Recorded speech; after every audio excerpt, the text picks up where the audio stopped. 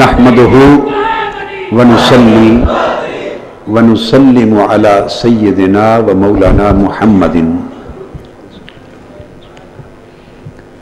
رسوله النبي الأمين المكين الحنين الكريم الرؤوف الرحيم أما بعد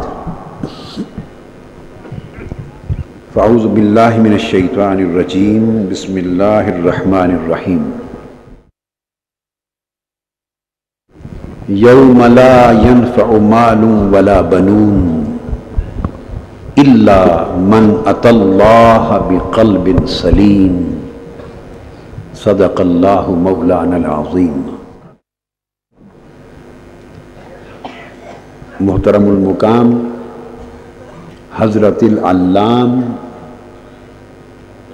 جگر گوشہ صاحب سنت خیر الانام حضرت ضیاء الامت، محترم پیر صاحبزادہ محمد امین الحسنات شاہ صاحب دامت برکاتہ، جملہ محترم و مکرم مشائخ اعظام، علماء کرام، مختلف طرق اور سلاسل عالیہ کے خلفاء، شیوخ اور متوسلین، خدام دین، جملہ معتکفین و معتکفات، خواتین و حضرات، اور آقا علیہ الصلوۃ والسلام کی امت اور آپ کے دین کے وہ تمام خدام، محبین اور آقا علیہ الصلوۃ والسلام اور اللہ کی بارگاہ کے جملہ راغبین جو آج کی رات ساجد بن کر، راکع بن کر، خاشع بن کر، تائب بن کر، سائل بن کر اللہ کی بارگاہ میں حاضر ہیں۔ معتکفین اور معتکفات تو پچھلے 7 دن سے اللہ جل مجدہ کے بلاوے پر، اس کے اذن پر، اس کی اجازت سے، اس کی توفیق سے اس کے در پر بیٹھے ہی ہیں، مگر علاوہ ان کے وہ ہزارہا افراد یا لاکھوں افراد، خواتین، حضرات جو دور دور تک آج کی اس مبارک رات کی اس مجلس میں شرکت کے لیے آئے ہیں، سب کو خوش آمدید کہتا ہوں، اور اللہ جل مجدہ کے حضور ان کی حاضری کی قبولیت کی دعا کرتا ہوں، اور آپ سب نیک لوگوں کے صدقے میں اپنے جو کہ ایک گناہگار شخص ہوں اور بیکار شخص ہوں، اپنی بھی مغفرت کی آپ کے طفیل امید رکھتا ہوں۔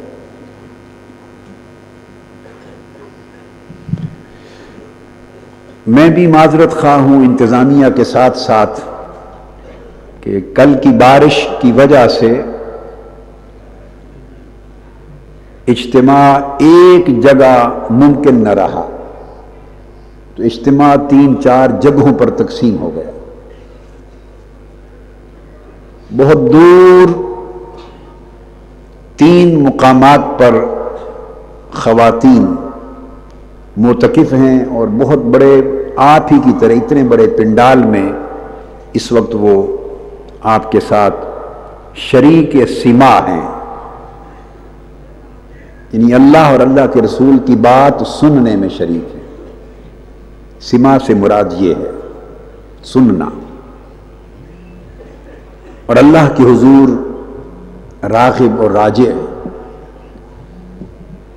پھر بے شمار لوگ سڑکوں پر اس ٹاؤن شپ کی مین شاہراہ تک موجود ہیں، اور میں کچھ نہیں کہہ سکتا کہ ان سب کو سہولت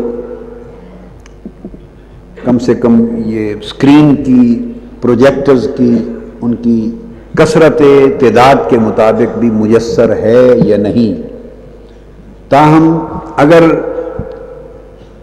افراد کی اور اجتماع کی غیر معمولی تعداد اور کثرت کے باعث انتظامات میں کوئی کمی ہو تو آج کی رات وہ ہے کہ دھیان انتظام کی طرف نہیں ہونا چاہیے،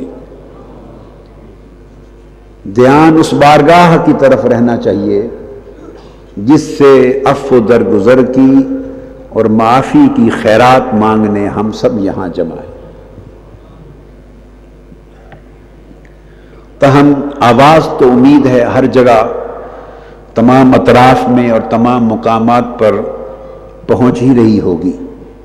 اللہ رب العزت نے ارشاد فرمایا ان دو آیات کریمہ میں جو میں نے سورہ شعراء سے تلاوت کی،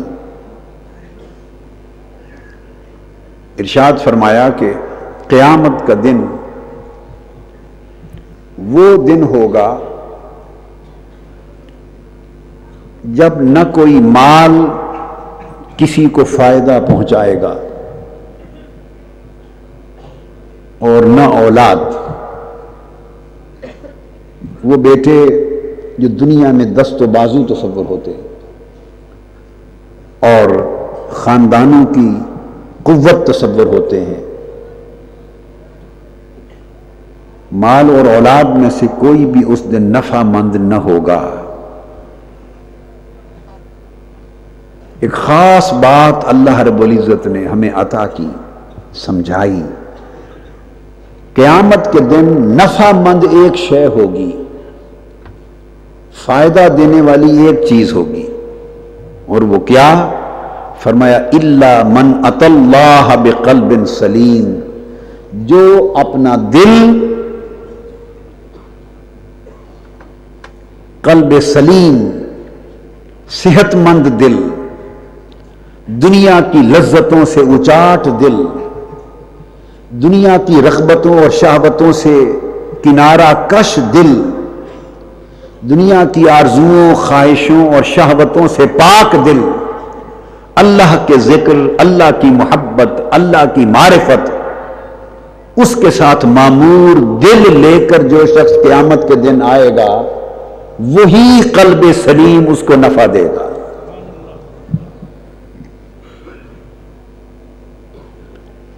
آج کی گفتگو کا موضوع قلب سلیم ہے کہ سلامتی والا دل کیا ہے اور دل کی صحت کیا ہے۔ دل تین قسموں کے ہوتے ہیں، ایک میت ہوتا ہے دل، قلب میت، ایک قلب صحیح، قلب حی، قلب سلیم، زندہ دل ہوتا ہے، صحیح اور سلیم دل، ایک قلب مریض، مریض اور بیمار دل ہوتا ہے۔ آج کی رات ہم قلب سلیم اللہ سے طلب بھی کریں گے اور اس کی علامتوں کو بھی جاننے سمجھنے کی کوشش کریں گے۔ اس کے برعکس، قلب سلیم کے برعکس قلب مریض ہے۔ قرآن مجید میں مریض دل کے بھی احوال بیان کیے، تفصیلات میں گئے بغیر اتنا کافی ہے کہ جب اللہ رب العزت نے سورہ بقرہ میں فرمایا، مریض دل کی بات کی، فی قلوبہم مرض فزادہم اللہ مرضا، ان کے دلوں میں مرض ہے، بیماری ہے، اور دلوں کی بیماری ایک ایسی بیماری ہے، دلوں کا روگ ایک ایسا روگ ہے کہ جس کو یہ بیماری لگ جائے پھر وہ بڑھتی چلی جاتی ہے، اور اللہ کی خاص عنایت اور توفیق کے بغیر دل کی بیماری ختم نہیں ہوتی۔ یہاں یہ بات عرض کر دوں کہ جب آج رات ہم قلب سلیم کی بات کر رہے ہیں تو اس سے مراد وہ محض گوشت کا لوتھڑا نہیں ہے جو ہمارے سینے میں دوران خون کا باعث بنتا ہے، نہیں، جس کو قلب اور فؤاد کہتے ہیں یا قلب سلیم کہتے ہیں، وہ اس دل کے اندر ایک دل ہے، اور وہ دل اس دل کا برتن ہے، وہ دل اس قلب کا برتن ہے، اس کا ظرف ہے، اس کا مقام ہے۔ تو اللہ رب العزت نے فرمایا یہ اسی دل کی بات ہے، ان السمع والبصر والفؤاد کل اولئک کان عنہ مسئولا۔ تمہارے کان، تمہاری آنکھیں اور تمہارے دل، ہر ایک سے سوال کیا جائے گا، ہر ایک سے باز پرس ہوگی۔ کانوں نے سنا کیا تھا، آنکھوں نے دیکھا کیا تھا، دلوں نے چاہا کیا تھا۔ تو چونکہ دل کا تعلق چاہتوں سے، رغبتوں سے، خواہشوں سے، آرزوؤں سے ہے، اور یہ جو دل ہے اس کے یہ فنکشن نہیں ہے، لہذا اس سے معلوم ہوتا ہے کہ چاہنے اور نہ چاہنے والا، محبت کرنے یا نفرت کرنے والا دل، وہ اس دل کا فنکشن نہیں، وہ دل کے اندر ایک دل ہے، اس دل کی بات ہو رہی ہے۔ مردہ بھی وہی ہوتا ہے، حالانکہ یہ دل پمپنگ تو کر رہا ہوتا ہے، اس میں دوران خون تو اس کے ذریعے چل رہا ہوتا ہے، خون کی پیوریفیکیشن، صفائی بھی ہو رہی ہوتی ہے اس کے خانوں سے، گردش بھی ہو رہی ہوتی ہے، مگر اس کے باوجود دل مردہ ہے۔ اپیرنٹلی دل کا کوئی والو بند نہیں ہوتا، اپیرنٹلی اس کو کوئی مرض ظاہری نہیں ہوتی، مگر وہ مریض ہوتا ہے۔ وہ مریض کیوں ہوتا ہے؟ جب وہ نفسانی شہوتوں کا شکار ہوتا ہے تو مریض ہو جاتا ہے، دنیاوی لذات کا طالب ہوتا ہے تو مریض ہو جاتا ہے۔ اس دل کی پوزیشن یہ ہے کہ وہ دو کناروں کے درمیان ہے، دو جوہروں کے درمیان رکھا گیا ہے۔ اس کی ایک سمت نفس ہے، دوسری سمت روح۔ نفس مظہر ہے، نفس ایک ایسا جوہر ہے انسان کی شخصیت میں، وہ مظہر ہے برائی کا، شہوتوں کی رغبت کا، منفی قوتوں کا، منفی رغبتوں کا، منفی خواہشوں کا، منفی چاہتوں کا۔ زین للناس حب الشہوات من النساء والبنین والقناطیر المقنطرہ الی آخر الآیہ۔ وہ جو شہوتوں کی محبت ہے، وہ جو مال و زر کا حرص ہے، وہ جو تکبر ہے، کہیں غرور ہے، کہیں حرص ہے، کہیں لالچ ہے، کہیں نفرت ہے، کہیں کدورت ہے، کہیں بغض ہے، کہیں عداوت ہے، کہیں اناد ہے، یہ جو ساری منفی خواہشیں، منفی رغبتیں، منفی جھکاؤ اور منفی خصوصیات ہیں، یہ ان کا منبع وہ نفس ہے جس کی اصل حالت اماریت ہے۔ ان النفس لامارۃ بالسوء، یہ نفس تو حقیقت میں برائی کی ہی طرف بڑی شدت کے ساتھ بلانے والا اور کھینچ کے لے جانے والا ہے۔ تو نفس گویا اس دنیا کا، اس ناسوت کا نمائندہ ہے، اغراض دنیاوی کا نمائندہ ہے، مادی لذتوں کا نمائندہ ہے، ظلمانی کائنات کا، اندھیری دنیا کا نمائندہ ہے، اس پست دنی اور کمینی دنیا کا نمائندہ ہے۔ نفس ایک جوہر ہے، دوسری طرف سمت بالا میں روح ہے، روح مالا اعلیٰ کی نمائندہ ہے۔ اللہ رب العزت نے تخلیق بشری اور تخلیق انسانی میں بھی دو باتوں کا ذکر کیا تھا۔ انی خالق بشرا من صلصال من حمأ مسنون،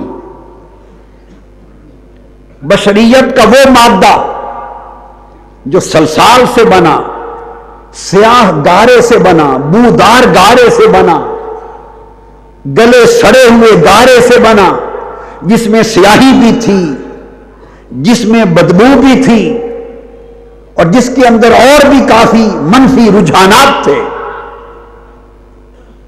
ان تمام منفی رجحانات کا حامل پیکر بشریت میں وہ نفس ہے۔ اور پھر آگے فرمایا فَإِذَا سَوَّيْتُهُ وَنَفَخْتُ فِيهِ مِن رُّوحِي فَقَعُوا لَهُ سَاجِدِينَ، پھر جب میں اس کو سنوار لوں اور اس کے اندر اپنی روح پھونکوں، اپنی روح پھونکوں، اللہ نے فرمایا اپنی روح پھونکوں. اس روح سے کیا مراد ہے؟ اپنے نور کا چراغ اس کے پیکر بشری میں روشن کر دوں، اس کے جسد ناسوتی میں اپنے نور کا چراغ روشن کر دوں. تو فرشتوں پھر سجدہ ریز ہو جانا، چونکہ سجدہ ہوگا تعظیم و تکریم کے لیے، اور یہ سجدہ تعظیم اس پیکر بشریت کو جو سلسال اور حمأ مسنون کا مرکہ ہے اسے نہیں کیا جا رہا، وہ تعظیم اس نور کی جا رہی ہے جو تمہارے چراغدان جسم میں رب نے روشن کر دیا. تو اس نور کی نمائندہ روح ہے، اور اس گلے سڑے بدبودار گارے کا نمائندہ نفس ہے. خصوصیات کے اعتبار سے ادھر وہ منفی رجحانات کا منبع، ادھر وہ عالم انوار اور عالم تجلیات کا منبع، ادھر یہ اس دنیا کا نمائندہ نفس، ادھر بالا اعلیٰ کا عالم ملکوت کا، عالم جبروت کا، عالم لاہوت کا نمائندہ روح. رب کائنات نے اس دل کو ان دو نمائندوں کے درمیان رکھ دیا ہے. نفس بھی دل پہ اثر انداز ہوتا ہے، اور نفس چاہتا ہے دل میری طرح بن جائے. روح کی کوشش کرتی ہے، اثر ڈالتی ہے، وہ چاہتی ہے اے بندے تیرا دل میری طرح ہو جائے. نفس چاہتا ہے کہ تیرا دل قلب ناسوتی بن جائے، روح کہتی ہے اے دل تو قلب ملکوتی بن جا. نفس چاہتا ہے یہ دل ظلمانی دل بن جائے، روح چاہتی ہے یہ دل نورانی دل بن جائے.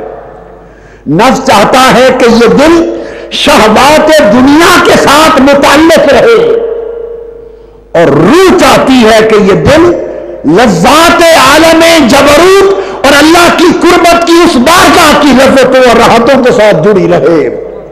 نفس چاہتا ہے کہ یہ دل دنیا کے حرص و لالچ میں گم رہے، روح چاہتی ہے کہ یہ دل ہمہ وقت الست بربکم کی صداؤں میں گم رہے اور قالوا بلا کہتی رہے.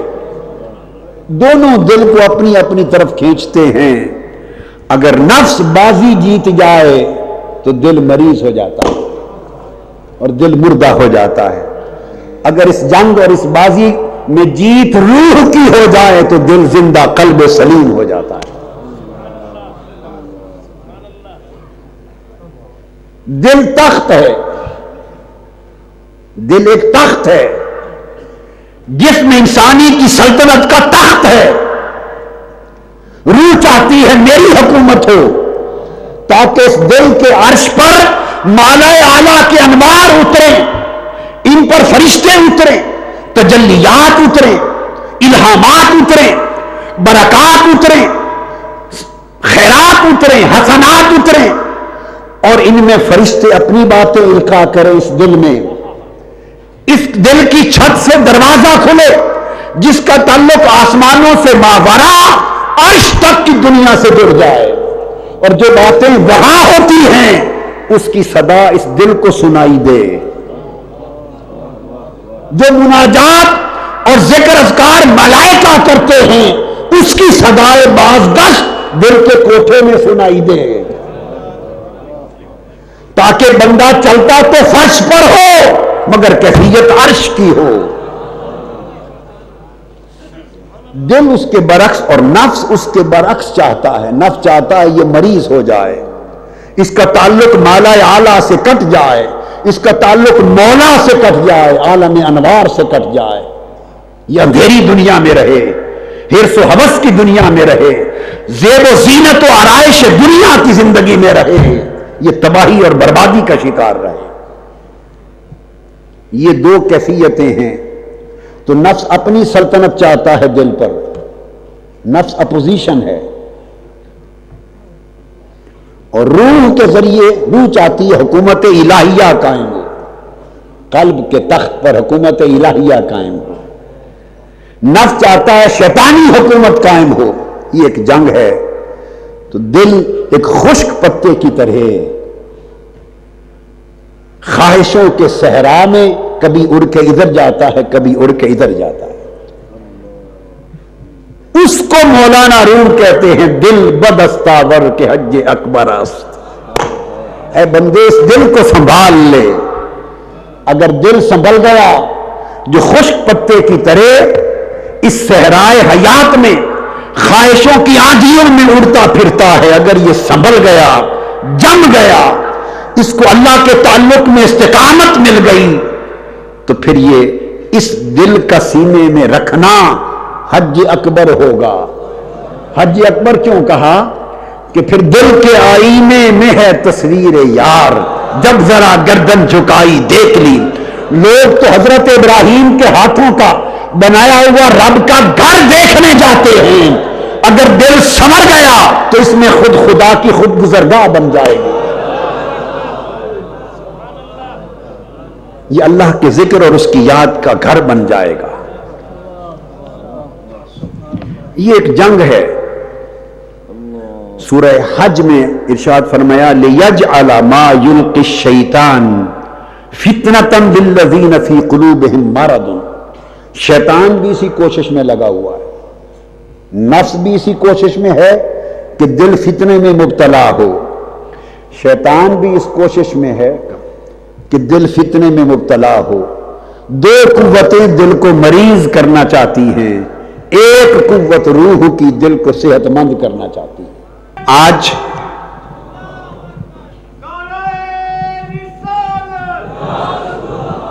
یہ بات ذہن میں رکھ لیں، جس طرح انسانی جسم کے تمام اعضاء اپنا اپنا ایک فنکشن رکھتے ہیں، ہر ایک کا ایک فعل ہے اور ایک کام کے لیے عضو بنائے گئے، اس طرح دل کا، اور دل جب میں لفظ دل بولوں گا تو اس دل سے مراد وہ اطباء دنیا، ڈاکٹروں کا دل نہیں سمجھنا، اس سے مراد وہ جو طبیب ارواح ہے، روحوں کا طبیب ہے، اس والا دل سمجھنا ہے۔ ہاتھ ہیں، ان کا کام ہے پکڑنا، گرفت کرنا۔ اگر یہ گرفت چھوڑ دیں، گرفت پوری نہ رہے، تو اس کا مطلب ہے ہاتھ مریض ہو گئے۔ اب میں آپ کو مرض اور صحت کا فرق سمجھا رہا ہوں کہ عضو مریض کیسے ہوتا ہے، صحت مند۔ مضبوطی سے ہاتھ اگر پکڑے، گرفت کر سکے تو صحت مند ہے، ید سلیم ہے۔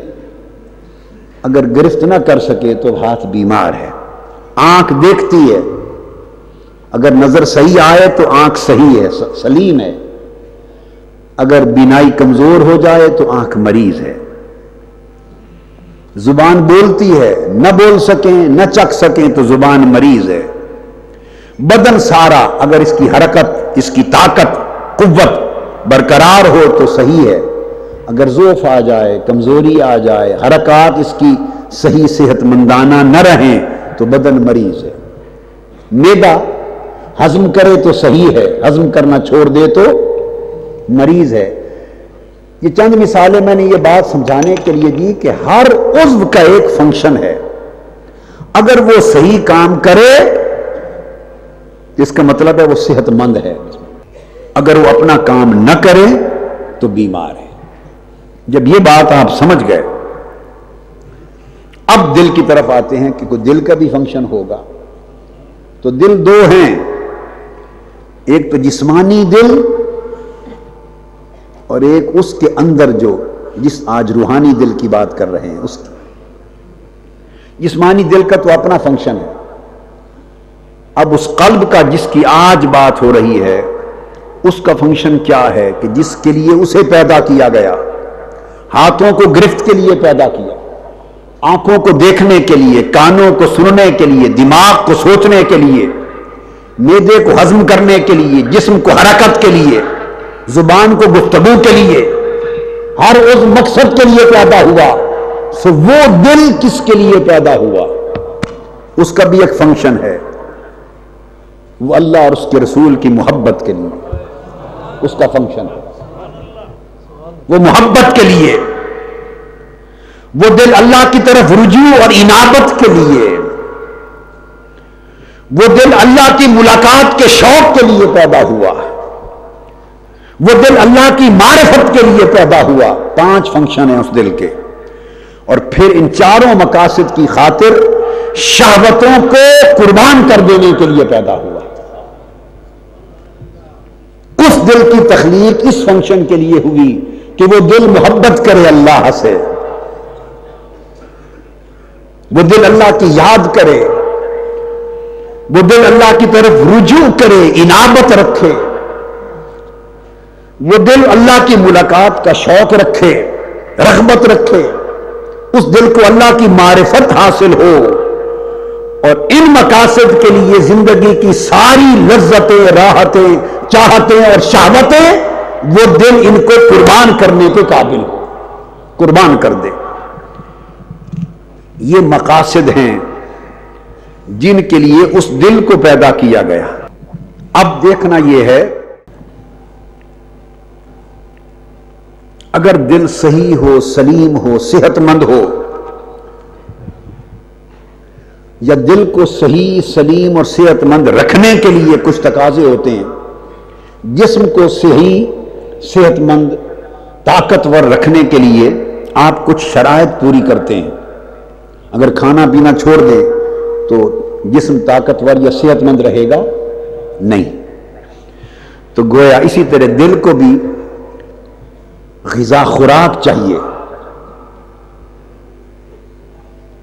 اب اگلی بات، خوراک اور غذائیت میں، خوراک اور غذا میں فرق ہے. خوراک اچھی بھی ہوتی ہے اور بیکار بھی ہوتی ہے. اسپیسیفک کیلوریز ہوتی ہیں 2000 کے قریب. مثلا ایک مرد کی ہر روز اس کو ایسی خوراک چاہیے جو اس کو مخصوص اور مطلوب توانائی مہیا کرے، جو ریکوائرڈ پروٹینز مہیا کرے. جو غذائیت کے ذریعے جسم کی صحت کے تقاضے ہیں، خوراک وہ اچھی ہوتی ہے کہ جو وہ غذائیت مہیا کرے. تو گویا ایک خوراک ہے اور ایک خوراک کے اندر غذا ہے جس کو غذائیت کہتے ہیں. تو جسم کو اچھی خوراک ملے تو صحت مند رہتا ہے، اور کھانے کو انبار کھا لے مگر غذائیت نہیں ہو صحیح تو کھا کے بھی بیمار ہوتا ہے.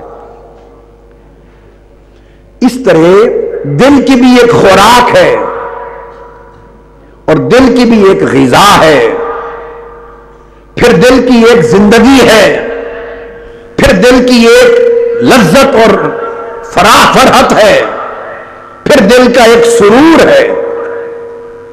دل کی خوراک اس دل کو جس کی بات آج کر رہے ہیں، آپ اس کو قلب سلیم کرنا چاہتے ہیں، دل کو دل صحیح رکھنا چاہتے ہیں، صحت مند دل جو قیامت کے دن کام آئے، جو قبر میں کام آئے، مرنے کے بعد کام آئے. یہ جسم موت تو آئے گی تب جب یہ دل کام کرنا چھوڑ دے گا، مگر اس دل کا کام موت سے پہلے تک تھا. اس دل کا کام موت سے پہلے تک تھا، اور جس دل کی بات ہم آج کر رہے ہیں اس کا کام موت کے بعد تک جاتا ہے. تو قلب سلیم کی خوراک اللہ کا ذکر ہے. قلب سلیم کی خوراک اللہ کا ذکر ہے. اس دل کی غذا، وہ جو خوراک کے اندر غذائیت ہے، وہ اللہ کی محبت ہے، اللہ اور اللہ کے رسول کی محبت ہے. ایک نقطہ ذہن میں رکھ لیں، جب ہم اللہ کی محبت کا نام لیں گے وہ رسول کی محبت کو شامل ہے. رسول کی محبت کے بغیر اللہ کی محبت کا کوئی وجود نہیں ہے، تصور ہی نہیں ہے. اللہ کی اور رسول کی محبت ایک محبت کے دو نام ہیں.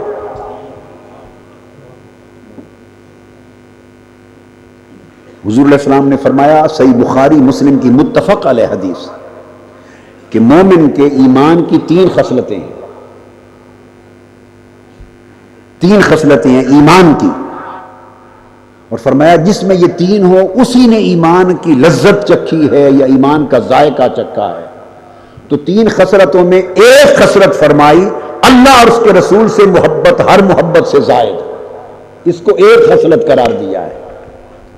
میری بات آپ سمجھیں، اللہ اور رسول سے محبت، احب الی مما سواہما، اللہ اور اللہ کی رسول کی محبت کائنات کی ہر محبت سے بڑھ کر ہو، تو ایک محبت قرار دیا آقا علیہ الصلوۃ والسلام نے. اور پھر دوسری خصلت الگ فرمایا، پھر بندوں میں سے جس کی بھی محبت کرے اللہ کے لیے کرے، جس سے بھی محبت رکھے اللہ کے لیے رکھے، اس کو دوسری خصلت کہا. پھر اس کے بعد ایمان کی محبت کو تیسری خصلت کہا. تو گویا اللہ رسول کی محبت ایک شے، ایک حقیقت کے دو نام ہیں. قرآن میں بھی یہی فرمایا گیا، احب الیکم من اللہ ورسولہ وجہاد فی سبیلہ. ساری محبتوں سے بڑھ کر اگر اللہ رسول اور دین کی محبت ہو تو ایمان ہے. تو یہ ایک ہی محبت کے مختلف چہرے ہیں. یہ بات ہمیشہ ذہن میں رکھے. عرض کر رہا تھا کہ ذکر، اللہ کا ذکر دل کی خوراک ہے، اللہ کی محبت دل کی غذا ہے. اللہ سے ملاقات کا شوق جس دل میں ہو یہ اس دل کی حیات ہے. جو دل تڑپتا رہے اللہ کی لقاء کے لیے، اس کی ملاقات کے لیے کہ کب میری ملاقات اپنے مولا سے ہوگی، یہ جو شوق لقاء ہے یہ اس دل کی حیات اور زندگی ہے. اور یہ پھر اس کی شوق لقاء ملاقات کا جو تصور ہے، اس میں اگر دل کو لذت ملے تو یہ دل کی راحت ہے. ورنہ دعا کے طور پہ ہر کوئی کہہ لے گا کہ باری تعالی ہمیں اپنی ملاقات کا شوق عطا کر، ہم تیری زیارت دیدار کر سکیں. مگر دیکھنا ہے کہ جب یہ کہا، جب یہ تصور کیا، اس نے کوئی لذت کی کیفیت بھی دل میں ڈالی؟ وہ جب لقاء کا تصور آیا، جب دیدار الہی اور رؤیت باری تعالیٰ کا خیال آیا، دعا کی لب پر جب کلمات آئے، تو اس آرزو نے دل کی کیفیت کو بھی بدلا. اگر دل کو راحت ملے، سرور ملے، تو سمجھیں دل قلب سلیم ہے. اور اگر دل کا التفات، رجحان، رغبت غیر کی طرف ہو، اللہ کی طرف نہ ہو بلکہ غیر کی طرف ہو، تو یہ دل کی بیماری ہے. مال کی طرف ہو تو دل بیمار ہے، حرص اور لالچ کی طرف ہو دل بیمار ہے، حب دنیا کی طرف ہو دل بیمار ہے، حب جاہ و منصب کی طرف ہو، عزت و شہرت کی محبت کی طرف دل کی رغبت اور التفات ہو، دل کا جھکاؤ ہو، تو سمجھو کہ دل بیمار ہے. اب غیر کا معنی بھی سمجھا دوں. جب کہتے ہیں حب غیر ہو دل میں تو دل بیمار ہے. اللہ کا غیر کون ہے اور کیا ہے؟ ایک جملے میں سمجھا دوں، ہر وہ شخص یا ہر وہ شے جو آپ کو اللہ سے دور کرے وہ اللہ کا غیر ہے، اور جو اللہ کے قریب کرے وہ غیر نہیں ہے. بس یہ تعریف. جو اللہ کی یاد بلائے وہ غیر ہے، جو اللہ کی یاد دلائے وہ رب کا غیر نہیں ہے. ایک جملے میں اصول کی بات زندگی میں یاد رکھ لیں، یہ منطقی غیر نہیں ہے، یہ ایک ایمانی تصور ہے. یہ ایک ایمانی تصور ہے، قرآن کا تصور ہے، حدیث کا. پورے دین اسلام کی تعلیمات کی عمارت اس تصور غیر پر قائم ہے. اگر تھوڑا دائیں بائیں ہو گئے تو ایمان ہی نہ رہا. اب وہ میرا موضوع نہیں کہ میں اس کے دلائل کی طرف چل پڑوں، مگر میں نے نچوڑ بتا دیا ہے. غیر اسے کہتے ہیں جو اللہ سے دور کرے، اللہ کی یاد کو بھلائے، اللہ سے غافل کرے، وہ غیر ہے. اور جو اللہ کی یاد دلائے، جو اللہ کی طرف بلائے، جو اللہ کی اطاعت اور بندگی سکھائے، جس سے ملنے، جس کو دیکھنے، جس کو چاہنے سے اللہ یاد آئے، وہ کبھی اللہ کا غیر نہیں ہے. اس لیے رسول کو کبھی اللہ کا غیر نہیں کہتے. کبھی رسول کو اللہ کا غیر نہیں کہتے. وہ اللہ کا غیر ہوتا تو اس کو بھیجا کیوں جاتا؟ اللہ نے اس کو بھیجا ہے. کیا کوئی اپنے غیر کو بھی بھیجتا ہے؟ کیا غیروں کو نمائندہ بنایا جاتا ہے؟ آپ بناتے ہیں اپنے غیروں کو نمائندہ؟ بناتا ہے کوئی؟ اس لیے کوئی نہیں بناتا کہ غیر ہے، شاید لوگوں کو اپنی طرف بلا لے اور میری بات نہ کہیں ان کو چھڑا دے۔ غیر کو کوئی نہیں بھیجتا، جس کو رب نے بھیجا ہے مخلوق کی طرف نبی رسول بنا کر، سمجھ لو وہ غیر نہیں۔ اللہ کے ہاں تو وہ غیر نہیں، وہ غیر اللہ سمجھتا تو نہ بھیجتا۔ جب اللہ نے غیر نہیں جانا تو ہم کس بنیاد پر غیر بنائے بیٹھے؟ ربنا اننا سمعنا منادیا ینادی للایمان فآمنا۔ باری تعالیٰ تو نے ایک منادی بھیجا، اپنا منادی بھیجا، اس نے تیری طرف بلایا، ہم نے تو تجھے دیکھا بھی نہیں تھا، نہ تجھے دیکھا تھا، نہ تجھے سنا تھا، نہ تجھے جانا تھا، نہ تجھے مانا تھا۔ ہمارے ذرائع، ہمارے حواس، ہماری عقل، ہماری فہم، ہمارا دماغ کچھ اس قابل نہ تھا کہ تجھے جان سکتے۔ تو نے ایک منادی بھیجا، اس نے تیری طرف بلایا، اس کے بلانے پر تیری طرف آ گئے۔ ارے جس کے بلانے پر ہم رب کی طرف چلے گئے اس کو غیر کہیں گے؟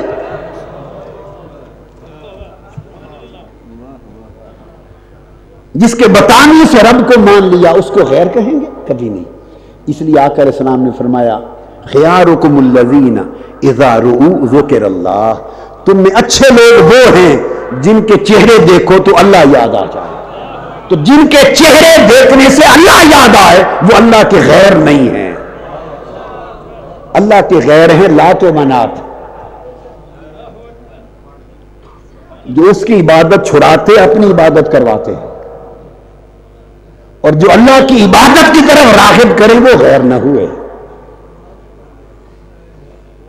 اللہ کی غیر ہے دنیا، حب دنیا، شہوات نفس، جو اللہ کی بندگی سے دور کرتے ہیں، غفلت پیدا کرتے ہیں، اللہ کی یاد بلاتے ہیں۔ یہ میں نے ضمناً ایک بات سمجھا دی۔ تو اگر غیر کی طرف دل جھک جائے تو سمجھو مریض ہے، اور اگر غیر کا التفات چھوڑ کر پھر اللہ کی طرف رجوع ہو جائے تو سمجھو کہ اس کا علاج ہو گیا ہے، یہ اس کی دوائی ہے۔ غیر کی طرف التفات مرض ہے، اور دوبارہ اللہ کی طرف رجوع اس مرض کی دوا ہے۔ یہ ہے دل کی داستان۔ اس لیے عرفاء نے کہا کہ دنیا میں ہماری نگاہ میں محتاج، غریب اور مسکین لوگ پوچھا کون ہوتے ہیں؟ بعض عارفوں سے، اللہ والوں سے پوچھا گیا کہ مسکین، محتاج، فقرے، جس کو پنجابی میں فقرہ کہتے ہیں نا، غریب، مسکین، محتاج، دنیا میں کون ہوتا ہے؟ انہوں نے کہا وہ غریب، مسکین، محتاج اور محروم ہے جو دنیا سے گیا اور دنیا میں سب سے اعلیٰ چیز جو تھی اس کا ذائقہ نہ چکھا۔ دنیا میں سب سے اعلیٰ شے جس کا سب سے اعلیٰ ذائقہ تھا وہ چکھے بغیر چلا گیا، وہ محروم اور مسکین ہے بیچارہ۔ انہوں نے پوچھا دنیا میں وہ کیا شے ہے جس کا ذائقہ سب سے اعلیٰ ہے؟ انہوں نے کہا اللہ کی محبت۔ لوگوں ایک نقطہ بتا دوں، دنیا ہنسی ہے صرف ایک سبب سے کہ یہ اللہ کی محبت کی جا ہے، اللہ کی محبت کی جگہ ہے۔ محبت یہاں کرنی پڑتی ہے اللہ سے، قبر اور آخرت میں کرنے کا موقع نہیں دیا جائے گا، جسے کرنی ہے یہاں کرے۔ ہائے ہائے، جسے محبت کرنی ہے اللہ سے یہاں کرے۔ دنیا حسین فقط اس لیے ہے کہ یہ اللہ کی محبت کی جگہ ہے۔ اب پوچھیں کہ جنت کیوں حسین ہے؟ جنت حسین فقط اس لیے ہے کہ وہ رب کے دیدار کی جگہ ہے۔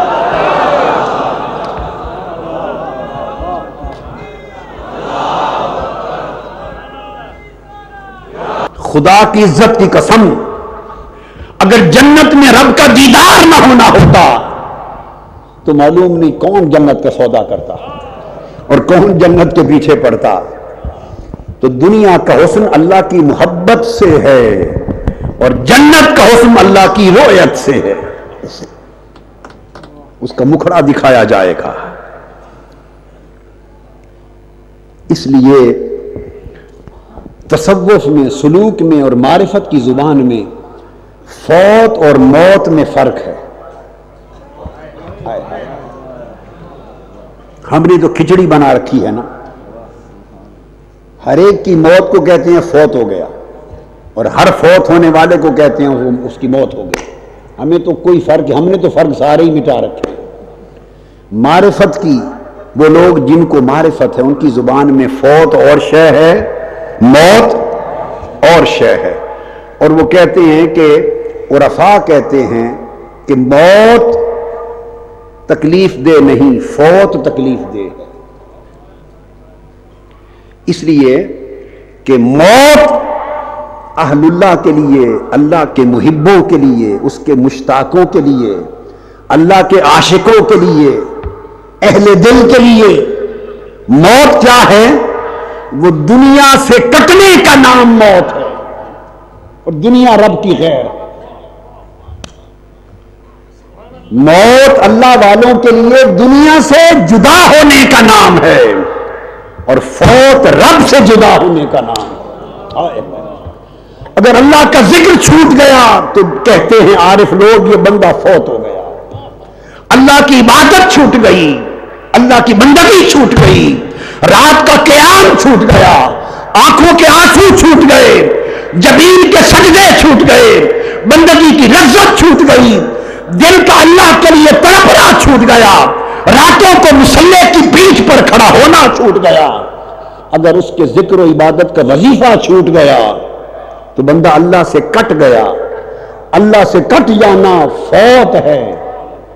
وہ کہتے ہیں فوت کبھی نہ آئے، موت 100 بار آئے، موت 100 بار آئے، کیونکہ موت کیا ہے؟ فوت ہے اللہ کا چھوٹ جانا، موت ہے دنیا کا چھوٹ جانا۔ تو عارف تو چاہتے ہیں اس لمحے کی انتظار میں کہ اس دنیا سے جان چھوٹے، چونکہ موت ایک دروازہ ہے، یہ دنیا ہجر اور فراق کا در ہے، اور عاشقوں کے لیے موت وصال کا دروازہ ہے۔ اس دروازے سے گزرنے کی دیر ہے، محبوب سے ملاقات ہوگی۔ پھر برزخ کے دروازے سے گزرنے کی دیر ہے، پردہ ہٹا دیا جائے گا۔ اس لیے وہ موت کے طالب ہیں اور فوت سے گھبراتے ہیں، خائف ہیں۔ لہذا اب صحت مند دل کے لیے جو بات سمجھنے کی وہ یہ، حضرت یحییٰ بن معاذ رازی رضی اللہ تعالیٰ عنہ عارفین میں سے، انہوں نے فرمایا کہ صحت مند دل کی علامت یہ ہے، صحت مند قلب سلیم کی علامت یہ ہے کہ اس کی آنکھوں میں اللہ کی محبت، چاہت، شوق لقاء اور لذت النظر الی الوجہ، اس کے چہرے کو تکنے کے تصور کی لذت، اس کے سوا اس کی آنکھیں ٹھنڈی نہ ہوں۔ اس کا دل قلب صحیح ہے کہ جس بندے کی آنکھیں اللہ کی ملاقات اور اس کے دیدار کے تصور کے بغیر ٹھنڈی ہی نہ ہوں، ان کی آنکھوں کی ٹھنڈک فقط یہ ہو کہ مولا کی ملاقات ہوگی، اللہ کا دیدار ہوگا۔ اور پھر وہ فرماتے ہیں کہ جس شخص کی آنکھیں اللہ کی محبت اور اس کی شوق ملاقات میں ٹھنڈی ہو گئی، اس کو جو بھی دیکھے گا اس کی آنکھ ٹھنڈی ہوگی۔ اس شخص کو، بڑی خاص بات کر رہا ہوں، وہ بندہ جس کی اپنی آنکھیں صرف اس لیے ٹھنڈی ہوں کہ خدا کی محبت اور اس کا شوق ملاقات اس کی آنکھوں کو ٹھنڈک دے، تو وہ بندہ ایسا ہو جائے گا کہ جو دنیا میں اس بندے کو دیکھے گا اس کو دیکھنے سے بھی لوگوں کی آنکھیں ٹھنڈی ہوگی۔ اور اسی طرح ارشاد فرمایا جس شخص کو اللہ کی خدمت میں مسرت حاصل ہو، اللہ کی خدمت کر کے، اللہ کی خدمت کیا ہے؟ اس کی عبادت ہے، اس کی طاعت ہے، اس کی بندگی ہے، اس کے اوامر کی تعمیل ہے، اس کی رضا کے مطابق کام کرنا، زندگی گزارنا ہے، یہ اللہ کی خدمت ہے۔ جو شخص اللہ کی خدمت سے خوش ہو اور اس کو سرور ملے، وہ شخص ایسا شخص بن جائے گا کہ دنیا اس کی خدمت میں سرور پائے گی. ہر کوئی اس کی خدمت چاہے گا, ہر کسی کو اس کی خدمت کر کے سرور ملے گا. کیوں؟ اسے اللہ کی خدمت میں سرور ملتا ہے. یہ فیض پھر منتقل ہوتا ہے. یہ قلب سلیم کی علامت ہے. اور صحیح دل, قلب سلیم, اس کی علامتوں میں سے یہ بات بھی یاد رکھ لیں, 4 چیزیں صحیح دل کی علامت پہچان ہیں. آپ کو اب ایک پیمانہ دے رہا ہوں. صحت مند اور قلب سلیم کی پہچان 4 چیزوں میں. ایک یہ کہ وہ کبھی اللہ کی یاد سے غافل نہ ہو. وہ دل صحت مند دل ہے. بسم اللہ. اللہ کی یاد سے وہ دل کبھی غافل نہ ہو. وَلَا تُطِعْ مَنْ أَغْفَلْنَا قَلْبَهُ عَنْ ذِكْرِنَا. جس کے دل کو ہم نے اپنی یاد سے غافل کر دیا ہے, بندے ان کے پیچھے کبھی نہ پھرا کر, ہائے ہائے ان کی پیروی نہ کر, ان کا کہنا نہ مان, ان کی خدمت نہ کر. جن کے دلوں کو ہم نے اپنی یاد سے غافل کر دیا ہے وہ پیروی کیے جانے کے قابل نہیں ہوتے. اور جو ہر وقت اللہ کی یاد میں غرق رہتے ہیں, مست رہتے ہیں, وہ خدمت کے بھی لائق ہوتے ہیں اور ہر وقت تکے جانے کے بھی لائق ہوتے ہیں. وَلَا تَعْدُ عَيْنَاكَ عَنْهُمْ تُرِيدُ زِينَةَ الْحَيَاةِ الدُّنْيَا. اپنی آنکھیں بھی ان کے چہروں سے نہ ہٹا. وَاصْبِرْ نَفْسَكَ مَعَ الَّذِينَ يَدْعُونَ رَبَّهُمْ بِالْغَدَاةِ وَالْعَشِيِّ. جو صبح شام اپنے رب کی ذکر میں, عبادت میں, بندگی میں, یاد میں, خدمت میں گم رہے صبح و شام. فرمایا تو بھی ان کی مجلس اور سنگت میں جڑ جا, جم جا. وَلَا تَعْدُ عَيْنَاكَ عَنْهُمْ. اور اپنی آنکھیں بھی ان سے نہ ہٹا, تیری آنکھیں ٹھنڈی ہوں گی. اور اگر تیری آنکھیں اللہ کے ان بندوں سے ہٹ گئی تو ترید زینت الحیات الدنیا, تو دنیا کی زینتوں میں گم ہو جائے گا. تو ان کو تکنا اللہ کی یاد کو قائم رکھنے کا سبب ہوتا ہے. اور جن کے دل اللہ کی یاد سے غافل ہو جائیں, فرمایا ان کے پیچھے نہ پھرا کر, بیکار لوگ ہیں, بیکار لوگ ہیں. ان کے دل اللہ کی یاد سے غافل ہیں. تو پہلی علامت صحت مند دل کی یہ ہے کہ اس کا دل کبھی اللہ کی یاد اور ذکر سے غافل نہ ہو.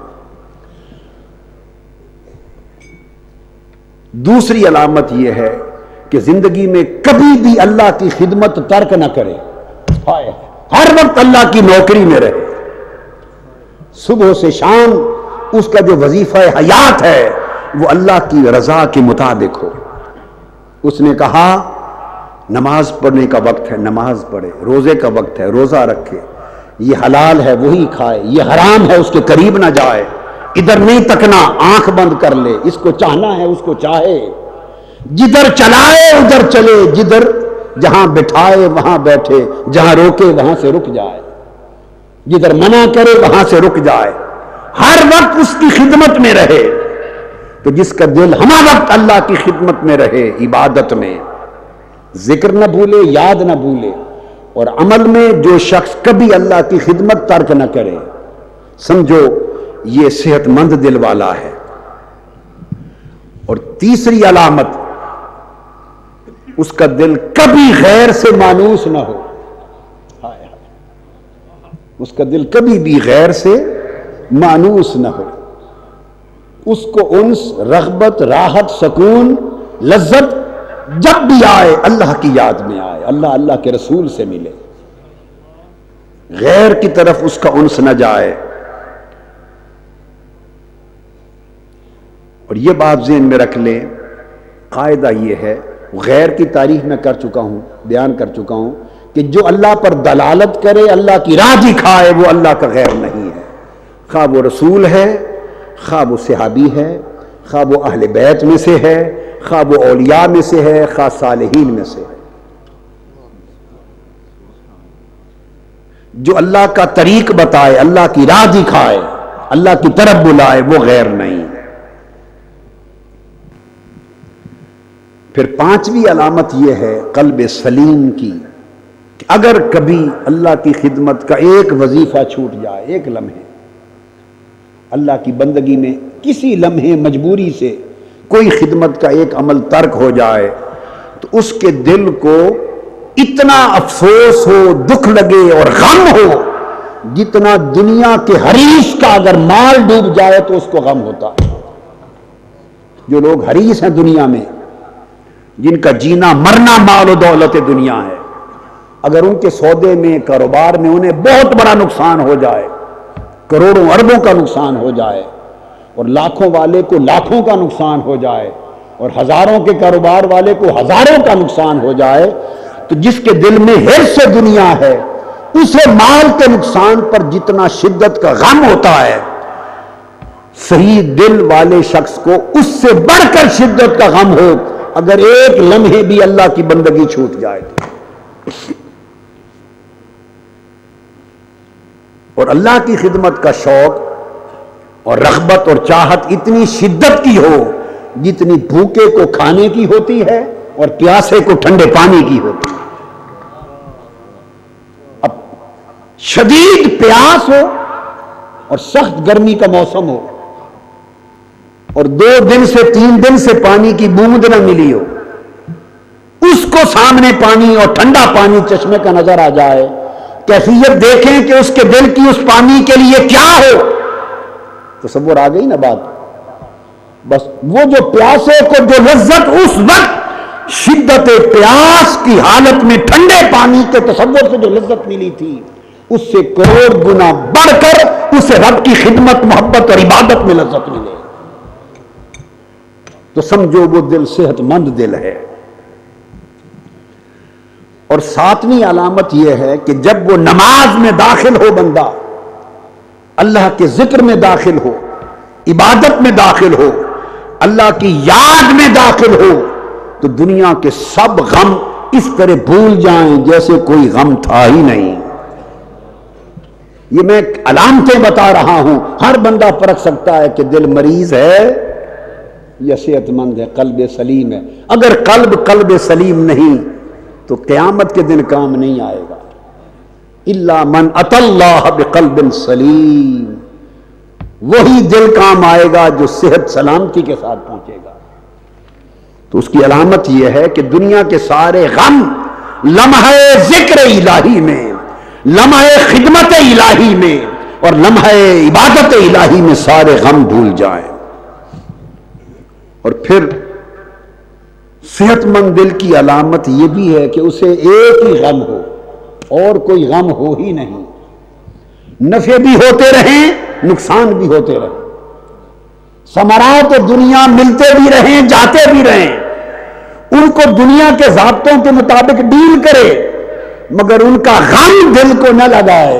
اگر غم دل کو لگے تو ایک ہی، اور وہ مولا کا غم کہ کہیں میرا مالک مجھ سے ناراض نہ ہو جائے، کہیں میرا مالک پردہ نہ ڈال دے، مجھے محجوب نہ کر دے، مجھے اپنے دیدار سے محروم نہ کر دے، مجھ پر غضبناک نہ ہو جائے، ایک ہی غم ہو۔ اور 9ویں علامت دل کی صحت کی یہ ہے، 9ویں علامت یہ کہ اگر ایک لمحہ بھی یاد الہی کے بغیر گزر گیا تو وہ سمجھے کہ میری زندگی ضائع ہو گئی، وقت کے ضائع ہونے کا اتنا خوف، اتنا ڈر ہو۔ اور 10ویں علامت قلب صحیح کی یہ کہ اس کی حسن نیت کمال درجے کی ہو، جو کام کرے اس میں نیت خالصتاً لوجہ اللہ ہو، کسی سے سنگت دوستی بنائے وہ بھی صرف اللہ کے لیے، کسی سے محبت کرے تو اللہ کے لیے، کسی سے دشمنی کرے تو اللہ کے لیے، مال کمائے تو اللہ کے لیے، خرچ کرے تو اللہ کے لیے، کسی کے پاس جا کے مجلس میں بیٹھے تو اللہ کے لیے، اور کسی کو چھوڑ دے تو اللہ کے لیے۔ لہذا جب دل صحت مند اور سلیم ہو جاتا ہے تو ایک خاص بات کہنا چاہتا ہوں، وہ عمل کے ڈھیر کی بجائے عمل کی خالصیت پہ دل توجہ کرتا ہے، کثرت عمل کی بجائے حسن عمل پہ دھیان کرتا ہے، کثرت عمل کی بجائے حسن عمل پہ خیال کرتا ہے، عمل کی تقسیم زیادتی کی بجائے عمل کی تصحیح پر زور دیتا ہے۔ وہ یہ نہیں سوچتا میں اتنی تسبیح کر لوں تو اتنا ثواب ہوگا، اتنی یہ فلاں قسم کی نماز پڑھ لوں تو 70,000 نمازوں کا ثواب ہوگا، اس وقت میں یہ خاص تسبیح کر لوں تو 3 لاکھ نفل پڑھنے کا ثواب ہوگا۔ وہ عملوں کے ڈھیر اور ثوابوں کے ڈھیر کے پیچھے نہیں جاتا، یہ بھی دل کی مرض ہے۔ جو ثواب کی تجارت میں رہتا ہے وہ بھی مریض ہے دل کا۔ ہائے ہائے ہائے، جو ثواب گنتا رہتا ہے اور درجات کی تجارت میں رہتا ہے، ثواب کی تجارت میں، درجات کی تجارت میں جو رہتا ہے وہ بھی دل کا ایک مرض ہے۔ اگر دل صحیح ہو جائے تو اسے نہ دنیا کے درجات سے دلچسپی ہے، حتیٰ کہ نہ جنت کے محلات سے دلچسپی ہے۔ اس کی دلچسپی، اس کی لذت، اس کی راحت، اس کی خوشی، اس کا کیف، اس کا سرور صرف اس بات میں ہے کہ جو کروں خالص یار کی نیت کروں تاکہ وہ راضی ہو جائے، جو کروں اللہ کے لیے کروں۔ جب یہ کیفیت ہو، اب آپ سوال کریں گے کہ یہ تو دل کی 10 علامتیں صحت مند دل کی معلوم کر لیں، اب اس صحت مند دل کو صحت مند بنانے کا کوئی طریقہ بھی پتہ چل جائے تو 4 گر بتاؤں گا آج۔ ایک نسخہ دے رہا ہوں، اس نسخے کے 4 حصے ہیں۔ اس نسخے کا پہلا حصہ اگر دل کو صحت مند کرنا ہو، مرض سے بچانا ہو، تو پہلا حصہ صحبت صالح، پہلا حصہ نیک صحبت، صالح صحبت، اللہ والوں کی صحبت۔ بے شمار احادیث ہیں، چونکہ وقت کم ہے، بخاری شریف میں، مسلم شریف میں متفق علیہ اس لیے کہہ دیا کہ جن لوگ بخاری اور مسلم ہی کی بات سنتے اور سمجھتے ہیں تاکہ جان لیں کہ جو بات کہہ رہا ہوں متفق علیہ۔ میں جب بولتا ہوں نا کہ اللہ والوں کی صحبت، تو میں نے آقا علیہ الصلوۃ والسلام سے پوچھا صحیح بخاری کے ذریعے، آقا علیہ السلام سے پوچھا امام مسلم کے ذریعے، میری مراد بخاری اور مسلم سے پوچھا کہ آقا علیہ السلام نے کچھ بتایا ہو کہ اللہ والوں کی صحبت کی کیا تعریف ہے، تو بخاری مسلم بتاتی ہے اللہ والوں کی صحبت ہی حقیقت میں اللہ کی صحبت ہے، اللہ کی صحبت۔ آقا علیہ السلام نے فرمایا کہ اللہ نے فرمایا انا جلیس من ذکرنی، جو بندے مجھے یاد رکھتے ہیں میں ان کا ہم نشین ہوتا ہوں، میں ان کا جلیس ہوتا ہوں، وہ اور میں اکٹھے بیٹھے ہوتے۔ کیسے؟ جیسے اللہ کی شان ہے، اس کا تصور کیفیت نہیں کر سکتے، مگر انا جلیس من ذکرنی۔ بخاری مسلم میں آقا علیہ السلام نے فرمایا کہ اللہ رب العزت نے فرمایا انا مع عبدی اذا ذکرنی، جب میرا بندہ مجھے یاد کرتا ہے، میرا بندہ ذکر کرتا ہے، میں اس کے ساتھ بیٹھا ہوتا ہوں۔ اور لوگوں، فرق فقط اتنا ایک قدم کا ہے، ہم نے یاد مردہ کر دی ہے، جو لوگ یاد زندہ کر لیتے ہیں ہے ہمارے ساتھ بھی وہ رب، مگر ہم نے پردہ ڈال دیا اس لیے جلیس نہیں رہا ہے۔ نحن اقرب الیہ من حبل الورید، ہم تو تمہاری شہرگ سے بھی قریب ہیں، ہے تو اس کی قربت شہرگ سے بھی زیادہ، مگر چونکہ پردہ ہو گیا ہے لہذا صحبت و مجلس نہیں رہی۔ جو پردہ غفلت کا اٹھا دیتے ہیں ان کو قربت اور ہم نشینی نصیب ہو جاتی۔ اس لیے اللہ رب العزت نے فرمایا الاخلاء یومئذ بعضهم لبعض عدو الا المتقین، سورہ زخرف میں، کہ ساری دوستیاں، یاریاں، سنگتیں، رفاقتیں دشمنی میں بدل جائیں گے قیامت کے دن۔ کوئی سنگت، کوئی صحبت، کوئی دوستی کام نہیں آئے گی. قیامت کے دن سب دوستیاں دشمنی بن جائیں گی. ایک اللہ والوں کی دوستی کام آئے گی، اللہ والوں کی سنگت کام آئے گی، اللہ والوں کی رفاقت کام آئے گی، اللہ والوں کے پاس بیٹھے گزرے ہوئے لمحے کام آئیں گے. یہ قلب سلیم کی شرط ہے، قلب سلیم کی شرط ہے بنیادی. اگر یہ حاصل کرنا ہو تو پہلی بات صحبت صالح. اور اگر ہم صحبت غیر صالح رکھیں، صحبت رکھیں اشرار کے ساتھ،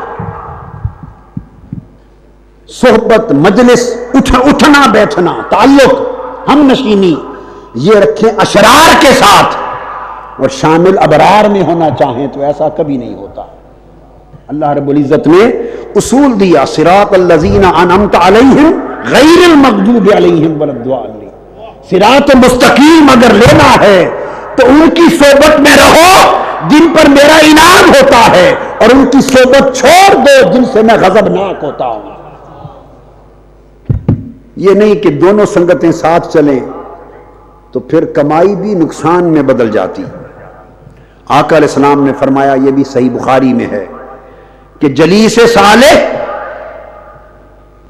اچھے نیک صالح کی صحبت عطار کی دکان کی طرح ہے. یہ حدیث پاک دے رہا ہوں آپ کو، صحیح بخاری باب البیوع. آقا علیہ السلام نے فرمایا نیک لوگوں کی صحبت اور ان کی سنگت عطار کی دکان کی طرح ہے.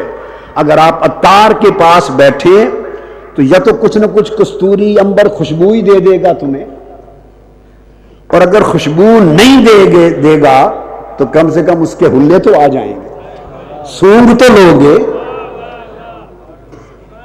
محروم نہیں لوٹو گے. اور فرمایا برے لوگوں کی صحبت اور مجلس جلیس لوہار کی طرح، یہ دھوکنے والے کی طرح ہے جو آگ دھوکتا ہے.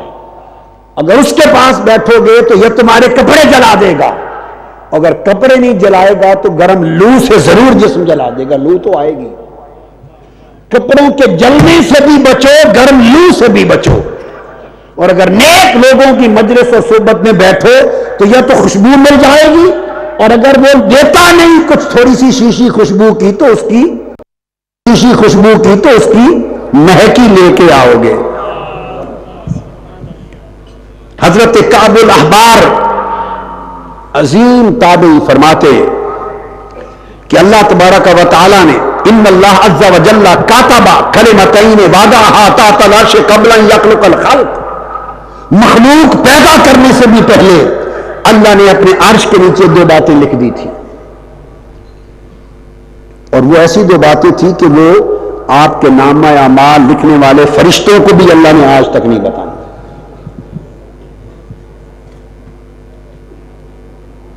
پوچھا گیا وہ کون سی 2 باتیں تھی؟ فرمایا ایک یہ بات اللہ نے لکھ دی تھی کہ اگر ایک شخص لو کان رجل یعمل عمل جمیع الصالحین بعد ان تکون صحبتہ مع الفجار، ایک شخص نے اتنے نیک عمل کیے کہ سارے صالحین کے عمل اس نے کر ڈالے، عبادتیں سب کچھ کر ڈالی، مگر بعد میں فاسق فاجر دنیا دار اللہ کے نافرمانوں کی صحبت میں جا بیٹھا، تو فرمایا اس کے عمل رائے گاں جائیں گے، قیامت کے دن وہ انہی فاسقوں کے ساتھ اٹھایا جائے گا، فجار کے ساتھ اٹھایا جائے گا. اور دوسرا کلمہ اللہ نے یہ لکھ دیا تھا کہ دوسری جانب اگر اس شخص نے غلطی سے زندگی میں گناہ کیے تھے، فسق و فجور کیے تھے، مگر ساری گناہوں بھری زندگی کے بعد اسے خیال آ گیا تو صحبت ابرار اختیار کرنی، نیکوں کی صحبت میں چلا گیا، اللہ اس کے گناہ مٹا دے گا، قیامت کے دن ابرار کے ساتھ اٹھایا جائے گا. اندازہ فرما لیں.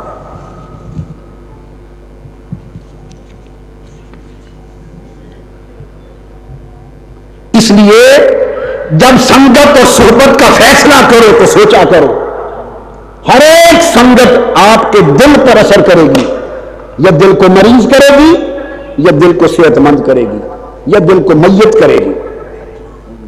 یہ دوستی سنگت صرف دوستی نہیں ہے، اس کے اثرات قلب پر ہیں، اور دل کے اثرات میں قیامت تک اپنا کام کرنا ہے۔ تو سنگت، دوستی، مجلس، صحبت کا جب فیصلہ کرو تو دیکھ کر کرو کہ اس کی صحبت میرے دل پر کیا اثر کرے گی۔ اولیاء اللہ نے اور عرفاء نے کہا ہے کہ اگر دنیا داروں کی مجلس اور صحبت میں بیٹھنا شروع کرو گے، سن لو 8 چیزیں، تو رفتہ رفتہ آپ کے دل میں دنیا کی محبت اور رغبت پیدا ہو جائے گی۔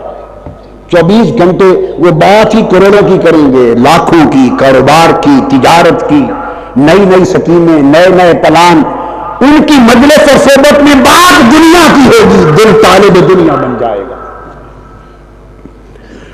اگر فقراء کی مجلس میں بیٹھو گے تو دل میں اللہ کا شکر آئے گا،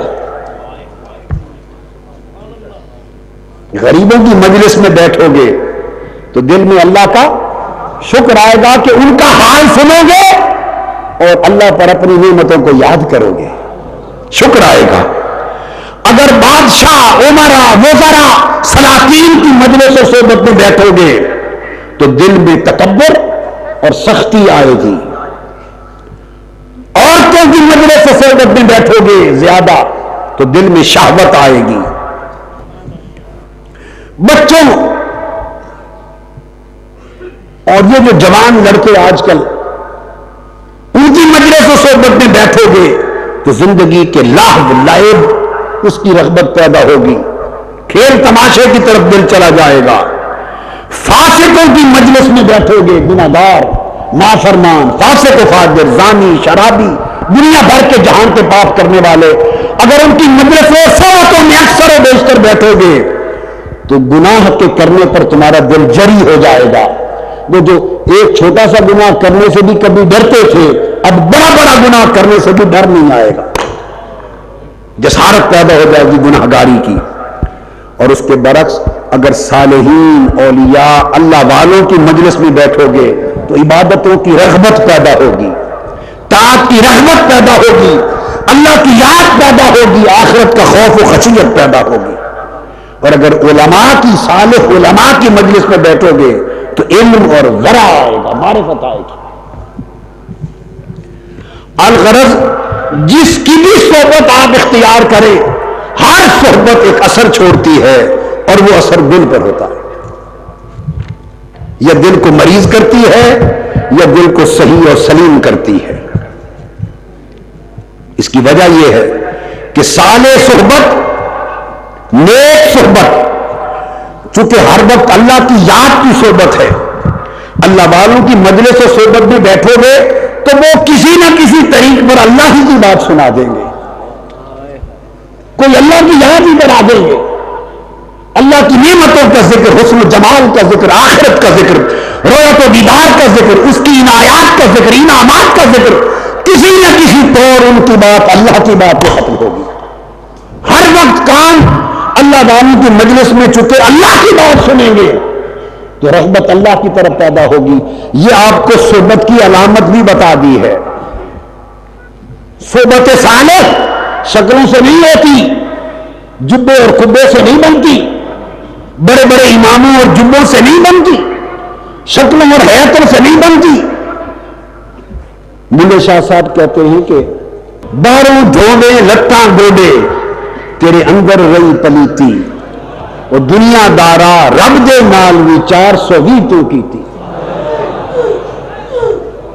شکلوں سے صحبت نہیں بنتی، دل سے صحبت بنتی ہے۔ صحبت کی سادہ علامت ہے، جس مجلس میں بیٹھیں اور اٹھ کر واپس جائیں، دروازے سے نکلتے ہوئے دل کا حال دیکھیں، جانچ کر مراقبہ کریں اور دیکھیں اگر دل اللہ کی طرف راغب کر کے جا رہے ہیں تو پلٹ کر صحبت میں آنا، کہ وہ صحبت اللہ کی یاد دلانے والی صحبت تھی۔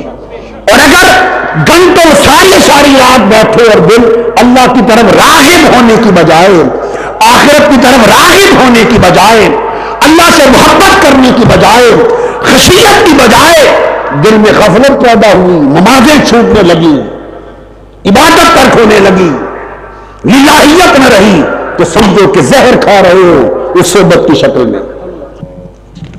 اللہ والوں کی صحبت ایک تو اس لیے کہ وہ خود اللہ کی صحبت اور ہم نشینی ہے، دوسری یہ کہ جس صحبت میں اللہ کا ذکر ہوگا اس مجلس میں نظر بے شک نہ آئے، اس میں فرشتے بھی بیٹھے رہتے ہیں۔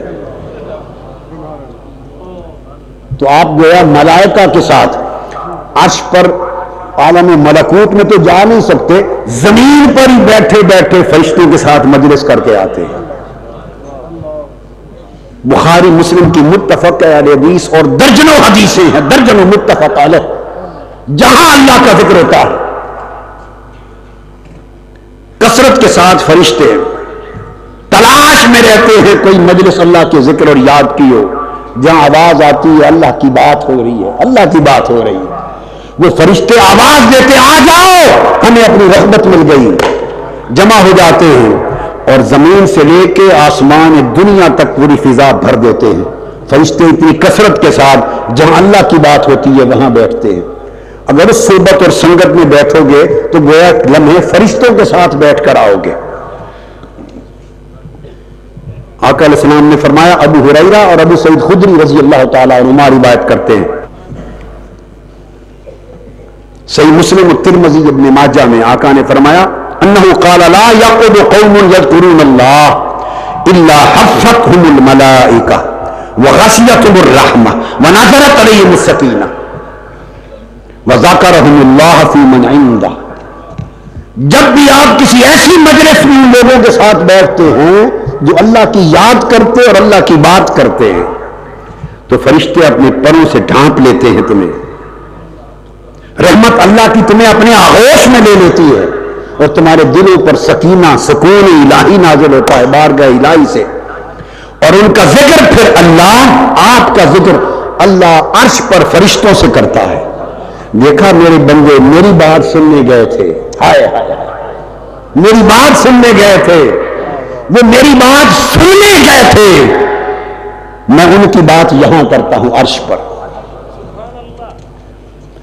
ان للہ ملائکۃ سیارۃ فضلا یلتمسون مجالس الذکر یجتمعون عند الذکر، جہاں اللہ کی بات ہو رہی ہے اس مجلس میں فرشتے دوڑے دوڑے آتے ہیں اور بیٹھ جاتے ہیں۔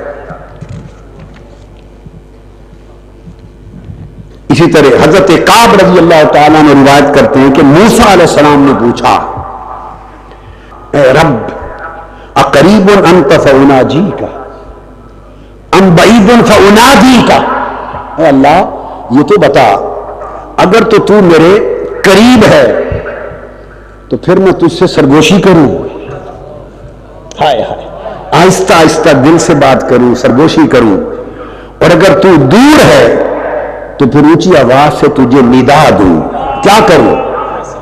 موسیٰ سے ہم نے پوچھا تجھ سے سرگوشی کروں یا پکاروں، کیا کروں، قریب ہے یا بعید؟ قال یا موسیٰ انا جلیس من ذکرنی، جو میری یاد کرتا ہے میں اس کے پاس بیٹھا ہوا ہوتا ہوں، اس کے پاس بیٹھا ہوتا ہوں۔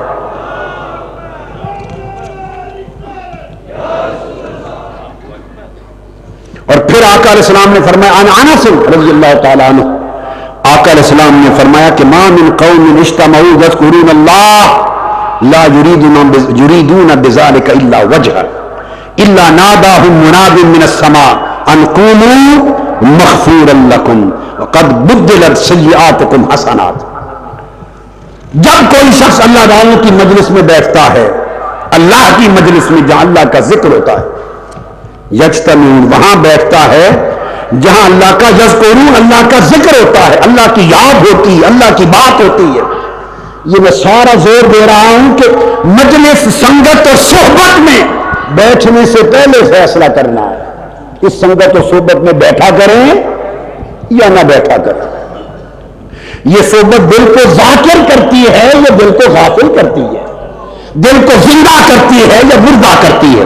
فرمایا جو مجلس صحبت اللہ کا ذکر اور اللہ کی یاد میں ہو، فرمایا اور صرف اللہ کے لیے ہو، الا وجہہ اس کے مکھڑے کے تکنے کے لیے، اس کی رضا کے لیے ہو، تو وہ ابھی مجلس سے اٹھ کے گئے نہیں ہوتے کہ آواز آتی ہے عرش سے، آواز ایک منادی دیتا ہے کہ اٹھنے والوں اٹھو، تمہارے اٹھنے سے پہلے رب نے تمہیں بخش دیا ہے اور تمہارے گناہوں کو نیکیوں سے بدل دیا ہے۔ یہ فقط نیک صحبت کا فیصلہ اثر ہے، یہ فقط نیک صحبت اور سنگت ہے۔ آقا علیہ السلام نے فرمایا، ابو الدرداء رضی اللہ تعالیٰ عنہ روایت کرتے ہیں کہ لَيَبْعَثَنَّ اللَّهُ أَقْوَامًا يَوْمَ الْقِيَامَةِ فِي وُجُوهِهِمُ النُّورُ عَلَى مَنَابِرِ اللُّؤْلُؤِ وفي رواية على منابر النور وإن وجوههم لهم لنور وإنهم لعلى نور يغبطهم الأنبياء والشهداء بمكانتهم من الله وفي رواية يغبطهم الناس وليسوا بالأنبياء ولا بالشهداء۔ قیامت کا دن ہوگا، کئی لوگوں کو اللہ تعالیٰ اپنے قریب عرش کے پاس سامنے بٹھائے گا، جب کرسی رحمان رکھی جائے گی تو کچھ لوگوں کو اللہ پاک فرمائے گا ان کو میرے عرش کے دائیں طرف کرسیاں دو بٹھاؤ، ان کو میرے سامنے بٹھاؤ تاکہ یہ مجھے تکیں، کبھی کبھی صاحب کتاب لیتے ہوئے میں بھی ان کو تک لوں۔ اللہ کے قریب بیٹھا ہوا دیکھ کر نبی اور شہید بھی رشک کریں گے کہ باری تعالیٰ یہ لوگ نہ تو نبی ہیں نہ شہید ہیں، مگر پھر بھی وہاں تو نے بٹھا رکھا ہے جہاں بالعموم نبی اور شہید بٹھائے جاتے ہیں، اتنی قربت میں جگہ دی ہے، اس کی وجہ کیا ہے؟ جب یہ بات آقا علیہ السلام نے فرمائی تو ایک اعرابی صحابی کھڑا ہو گیا اور گھٹنوں کے بل حضور کے قدموں پہ گر پڑا۔ امام طبرانی روایت کرتے ہیں اسناد حسن کے ساتھ، بیہقی نے بھی اس کو روایت کیا، طبرانی نے معاجم میں کیا، امام بزار نے کیا، بہت سے ائمہ نے 27 مختلف طرق اور اسانید کے ساتھ اس مضمون کی حدیثیں ہیں، 27 طرق کے مختلفہ کے ساتھ۔ میں نے الدر الثمین جو کتاب ہے فی فضیلت ذکر و ذاکرین میں وہ جمع کی، تو ایک اعرابی کھڑا ہو گیا، گر پڑا، فقال یا رسول اللہ ہم لنا نعرفہم، ان لوگوں کو خوش نصیبوں کا حلیہ بیان کریں ہمارے سامنے، کچھ ان کی تعریف بیان کریں، ان کے اوصاف بیان کریں، ان کی پہچان کرائیں تاکہ ہم ان کو جان لیں، پہچان لیں کہ وہ کون ہے۔ آقا علیہ السلام نے فرمایا قال هم المتحابون فی اللہ من قبائل شتى وبلاد شتى یجتمعون علی ذکر اللہ یذکرون، فرمایا یہ وہ لوگ ہیں جو اللہ کی خاطر آپس میں محبت کرتے ہیں، کوئی کسی قبیلے سے ہے، کوئی کسی خاندان سے ہے، کوئی کسی شہر سے، کوئی کسی ملک سے ہے، مگر وہ الگ قبیلے، الگ ملک، الگ وطن، الگ شہر، الگ صوبے، کہاں سے چل کر آتے ہیں، دور دراز سے، اطراف و کنار سے، نہ باہمی کو رشتہ ہے، نہ رشتہ داری ہے، نہ جان پہچان ہے، مگر سارے مل بیٹھ کر ایک مجلس میں اس لیے بیٹھتے ہیں کہ یہاں مولا کی بات ہو رہی ہے، اللہ کی یاد کرتے ہیں، اللہ کا ذکر کرتے ہیں۔ فرمایا صرف اللہ کے ذکر کے لیے جمع ہوتے ہیں، فرمایا ان لوگوں کو اللہ قیامت کے دن عرش کے سامنے اپنی آنکھوں کے سامنے بٹھائے گا۔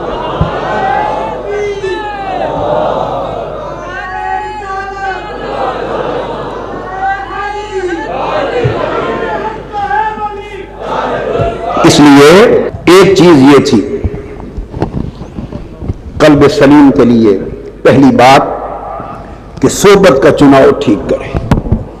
امام حسن بصری فرمایا کرتے تھے کہ لوگوں جب کوئی صحبت، سنگت اور دوستی بناؤ تو پہلے یہ فیصلہ کرو کہ یہ سنگت قیامت کے دن کام آئے گی یا نہیں۔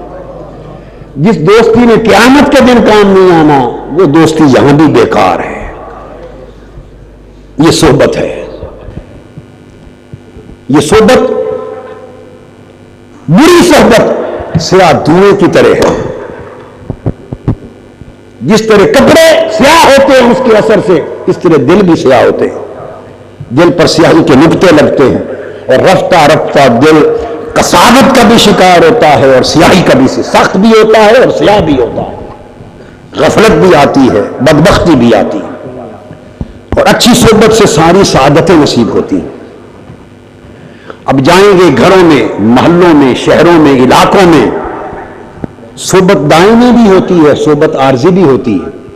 عارضی صحبت ایک وقت کی مجلس، رشتہ دار اکٹھے ہو بیٹھیں گے، دوست یار ملیں گے، آپ گھر میں اکٹھے بیٹھیں گے تو دیکھیں کہ صحبت، اس وقت جو صحبت ہے وہ دلوں کو مردہ کر رہی ہے کہ زندہ کر رہی ہے۔ اگر اس میں غیبتیں ہو، اس وقت کی گھروں کی بات کر رہا ہوں، جب جائیں گے اگر غیبت ہو، چغلی ہو، شکوے شکایت ہو، دنیا داری ہو، لوگوں پر ٹھٹھا مذاق ہو اور ساری دنیا کے گورکھ دھندوں کا تذکرہ ہو، خدا کے لیے اٹھ جاؤ، وہ صحبت ملعون صحبت ہے، اس سے دل مردہ ہو رہے ہیں۔ نہ بیٹھا کرو ایسی مجلس میں، جب بیٹھو عارضی صحبت میں تو دل کی زندگی کا خیال رکھو، آخرت کی فکر ہو، دین کی فکر ہو، اللہ رسول کی بات ہو، اصلاح کی بات ہو، نیکی کی بھلائی کی بات ہو، بندے کی بات ہو، اس کی اچھائی کی بات ہو، برائی کی بات نہ ہو۔ جو شخص دوسرے کی برائی دیکھتا ہے وہ مرتے دم تک کبھی اپنی برائی نہیں دیکھ سکے گا۔ ایک ہی برائی نظر آئے گی، بندے یا دوسرے کی دیکھ لے یا اپنی دیکھ لے، ایک ہی نظر آئے گی برائی، ایک ہی مہلت ہے، اس کی برائی دیکھ لے ڈنڈورا پیٹ، اپنی برائی نظر نہیں آئے گی، کبھی اصلاح نہیں ہوگی۔ سو جن کو آخرت کی فکر ہوتی ہے وہ صرف اپنی برائی دیکھتے ہیں، دوسرے کی برائی کا فکر ہی نہیں ہوتا، دوسرے کی برائی نظر ہی نہیں آتی ان کو۔ جب نظر نہیں آتی تو غیبت، چغلی، شکایت، برائی کرنی کیا ہے؟ لایانی باتوں میں اور لغو اور لایانی باتوں میں بھی دل مردہ ہوتا ہے۔ اللہ کا ذکر، آخرت کا فکر، اللہ کے رسول کی محبت اور دین کا ذکر، یہ موضوعات ہوں خیر، بلائی، احسان اور معروف لوگوں کے لیے، یہ موضوعات ہو تو دل زندہ ہوگا۔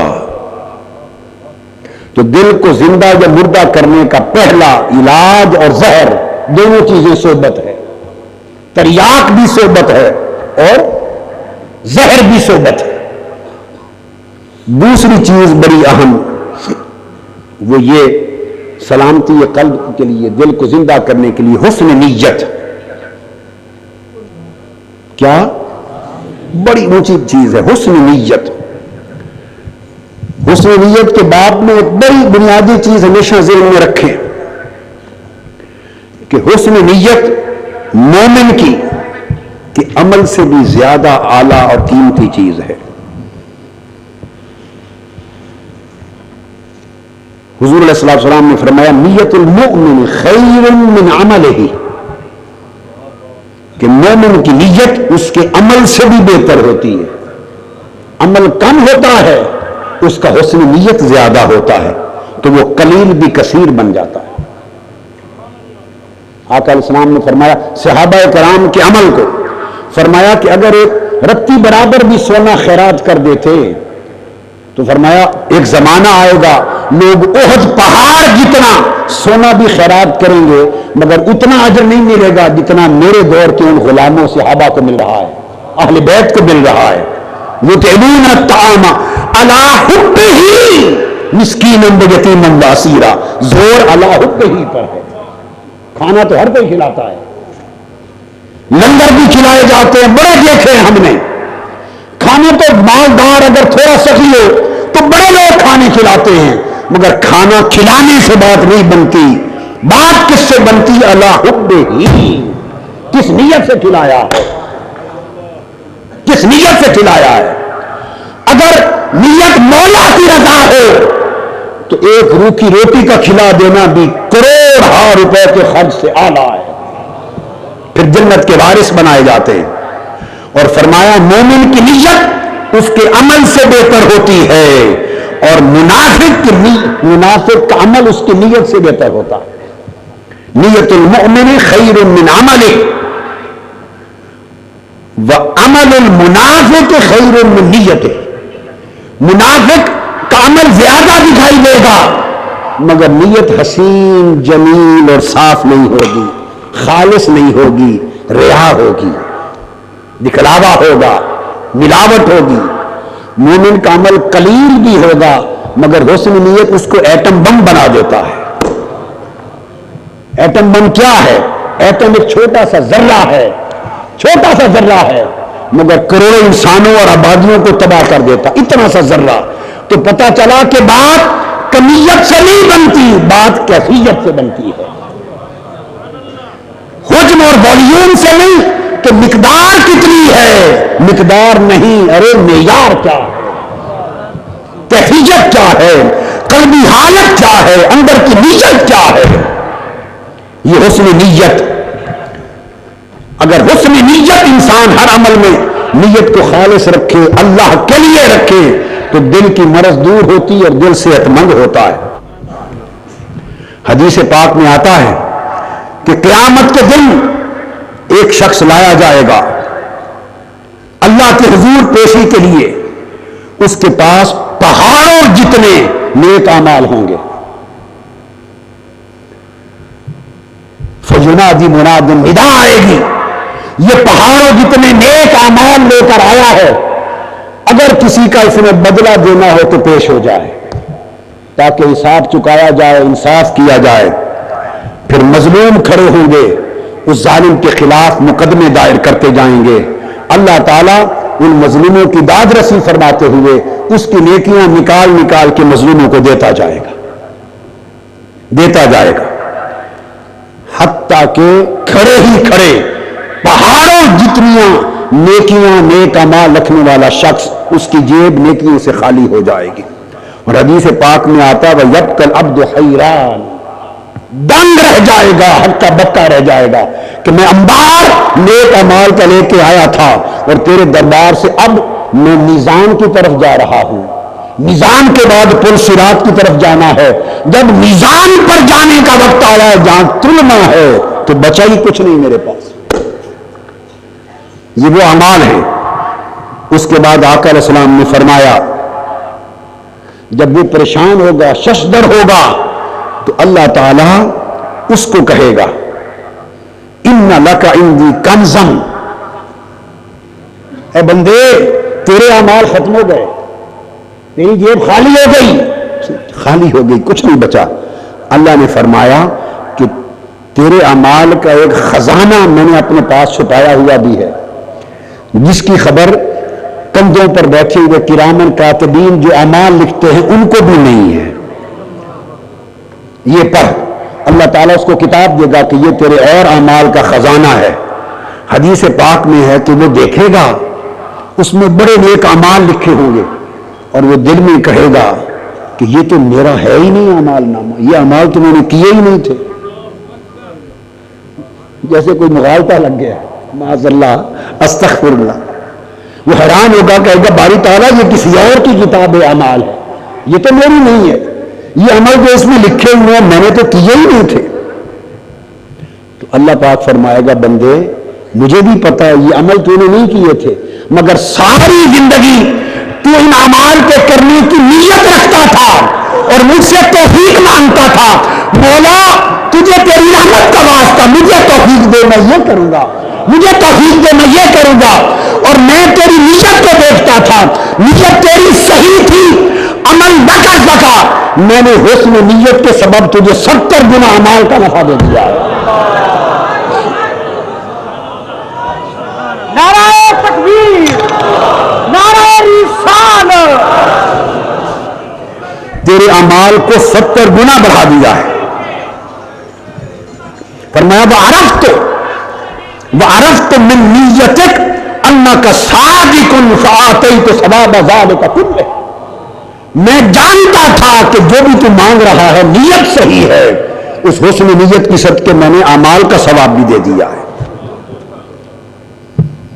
اگر حسن نیت ہو جائے تو وہ اعمال کی کثرت سے بھی فائق ہو جاتی ہے.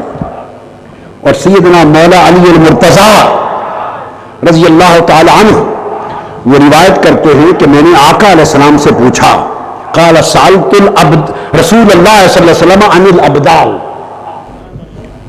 آقا علیہ السلام سے پوچھا یا رسول اللہ ابدال جو اولیاء اللہ میں بہت بڑا طبقہ ہے جن کی وجہ سے حضور نے فرمایا لوگوں کو بارش کی نعمت ملتی ہے، جن کی وجہ سے اس علاقے کے لوگوں کو زمین پر رزق ملتا ہے، اللہ کی نصرت اور مدد ملتی ہے، بلائیں اٹھائی جاتی ہیں، وہ اولیاء اللہ میں جو ابدال ہیں فرمایا ان کو یہ اتنا اونچا درجہ کس طرح ملتا ہے، اتنا اونچا درجہ کس سبب سے ملتا ہے؟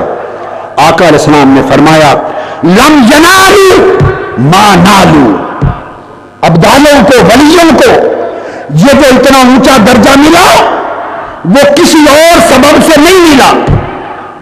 ما نالوا بکثرت صیام ولا صلاۃ ولا صدقۃ، وہ کثرت کے ساتھ نماز روزے کی وجہ سے ولایت کے اس درجے پر نہیں پہنچے، ولیکن بسخاء النفس وسلامت القلوب، وہ اس درجے پر اس لیے پہنچے کہ ان کے دل سخی تھے اور ان کے دل سلامت تھے، ان کے نفس میں سخاوت تھی، وہ دل میں بخیل نہ تھے، مال بھی دیتے تھے، بات بھی کرتے تھے، کسی کے لیے تنگی نہ تھی، فراخ سمندروں سے زیادہ کھلے دل تھے، دل کے نفس کے سخی تھے، کسی کے لیے کدورت نہیں، کسی کے لیے رنجش نہیں، کسی کے لیے بغض نہیں، ان کے نفس اتنے سخی تھے کہ جو معافی مانگتا اس کو بھی معاف کرتے، جو نہ مانگتا اس کو بھی معاف کرتے. وسلامت القلوب، اور دل ان کے سالم تھے، ان کے دلوں میں میرے سوا نہ کسی کی چاہت، نہ کسی کی رغبت، نہ کوئی دنیا کی شہوت، نہ کوئی حرص، نہ لالچ، دل ان کا سلیم تھا.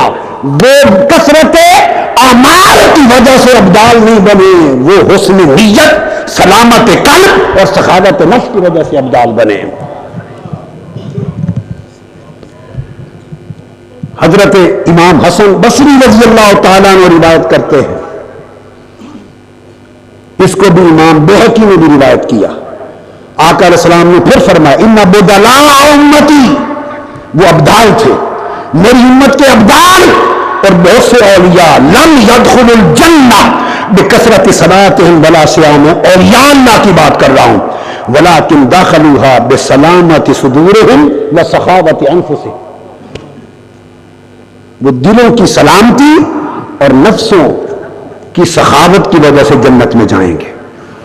اور ابو سعید خدری رضی اللہ تعالیٰ عنہ، انہوں نے روایت کرتے ہوئے آقا علیہ السلام سے تیسرے لفظ کا اضافہ کیا، فرمایا کہ یہ اولیاء اللہ کا گروہ سخاوت نفس اور سلامت صدور، دلوں کی سلامتی، اور ورحمت لجمیع المسلمین، اور وہ سب مسلمانوں کے لیے سراپا رحمت تھے، سراپا شفقت تھے، ان کی بھلائی کی دعائیں کرتے، کوششیں کرتے، رات دن ان کے لیے سوچتے، فکر کرتے.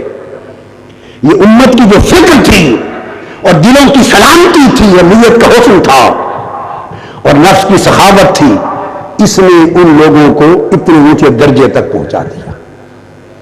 دو چیزیں عرض کی، ایک نیک صحبت دلوں کو صحیح سے سلامت کرتی، دوسرا حسن نیت، ہر عمل سے پہلے اس کی نیت پہ غور کرو. دو چیزیں. اور اب بات کو ختم کرنا چاہتا ہوں، چونکہ وقت اب بالکل تھوڑا ہے، اس کو بڑے اختصار کے ساتھ نپٹا رہا ہوں. تیسری چیز اس پر ختم کر دوں گا، وہ قیام اللیل، رات کا جاگنا، رات اللہ کے حضور تھوڑے وقت کے لیے ہی صحیح مگر کھڑے ہونا. ابو امامہ رضی اللہ تعالیٰ نے روایت کرتے ہیں، قال قال رسول اللہ صلی اللہ علیہ وسلم علیکم بقیام اللیل، لوگوں رات کے قیام کو اپنے اوپر لازم کر لو. فإنہ دأب الصالحین قبلکم، وہ تم سے پہلے جتنے اللہ والے ہو گزرے ان کا طریقہ تھا. وہو قربۃ لکم الی ربکم، رات کا قیام تمہارے لیے اللہ کی قربت کا ذریعہ ہے. ومغفرۃ للسیئات، اور گناہوں کو مٹانے کا ذریعہ ہے. ومنہۃ عن الاسم، اور بڑے گناہوں کو روکنے کا ذریعہ ہے. رات کا قیام حیا دیتا ہے، بندگی دیتا ہے، اللہ کی قربت دیتا ہے، چھوٹے بڑے گناہوں کو محو کر دیتا ہے، مٹا دیتا ہے. جو قیام لیل ہے، اللہ پاک نے تورات میں بھی یہ باتیں لکھی، ہر پیغمبر کو بتائیں. فرمایا جو لوگ اپنے پہلو رات کی تاریکی میں بستر سے جدا رکھتے ہیں اور مصلی کی پیٹھ پر سوار ہونے والے لوگ ہیں، رہبان اللیل ہیں، رات کو اللہ کے لیے قیام کرنے والے قائمین ہیں. اللہ پاک نے ان کو قیام اللیل کے صدقے وہ نعمت چھپا رکھی ہے کہ جو آنکھوں کی لذت ہوگی کسی کو خبر تک نہیں. آقا علیہ السلام کو جو اللہ نے وعدہ فرمایا مقام محمود کا، کبھی اس قرآن مجید کے مقام کو غور سے پڑھیں تو حضور کے مقام محمود کو بھی نماز تہجد کے ساتھ متعلق کیا.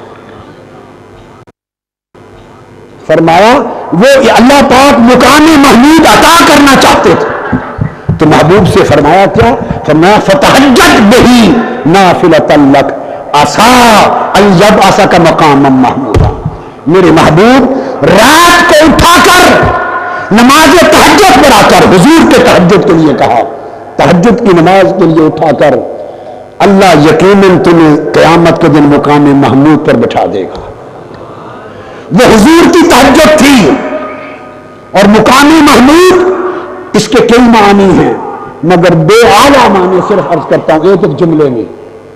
ایک مقام محمود کثرت کے ساتھ حدیث نبوی میں یہ کہ جب حساب و کتاب کا وقت ہوگا اللہ تعالیٰ کی کرسی عرش پر رکھی جائے گی، ہر کوئی سامنے بٹھایا جائے گا مگر عرش الہی پر اللہ حکم دے گا میری دائیں جانب میرے مصطفیٰ کی کرسی رکھو.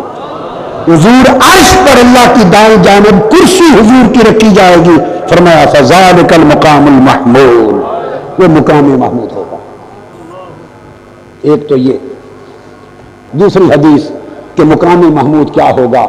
یا عرش پر اللہ کی کرسی کی دائیں جانب حضور کی کرسی کا رکھا جانا وہ مقام محمود ہوگا.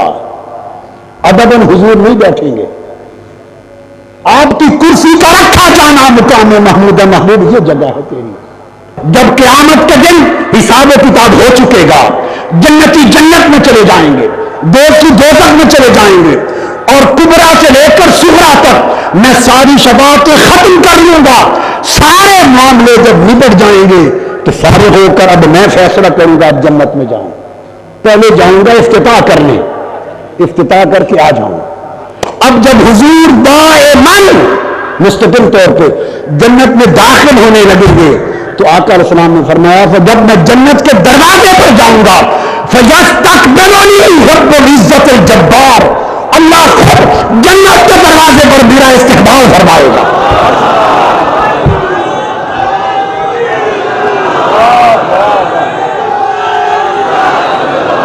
اللہ تعالیٰ اپنی شان کے لائق، اپنی شان کے لائق جیسے عرش پر استوا فرمائے گا، جیسے کرسی پر جلوہ فرمائے گا، جیسے اہل جنت کو مخرا دکھائے گا، جیسے میزان و صراط سے پہلے مومنوں کو دیدار کرا کے آگے چلے گا. قیامت کے دن اللہ کی وہ شانیں ظاہر ہوں گی جس کا کوئی تصور اور تخیل نہیں کر سکتا. اسی طرح قیامت کے دن جنت کے دروازے پر محبوب کا خود استقبال فرمائے گا. اوروں کا استقبال ملائکہ کریں گے، مصطفیٰ کا استقبال خود خدا کرے گا. فرمایا یہ مقام محمود ہے. اب لوگوں جو بات بتانا چاہتا ہوں وہ یہ کہ میں نے جب یہ حدیث پڑھی تو جو بات میرے اندر اللہ نے ڈالی وہ آپ کو سناتا ہوں. جب یہ پڑھی تو مان میرا ذہن اس طرف گیا کہ یا رسول اللہ عرش کی دائیں جانب آپ کی کرسی رکھی جائے یا جنت کے دروازے پر رب ذوالجلال استقبال کو آئے.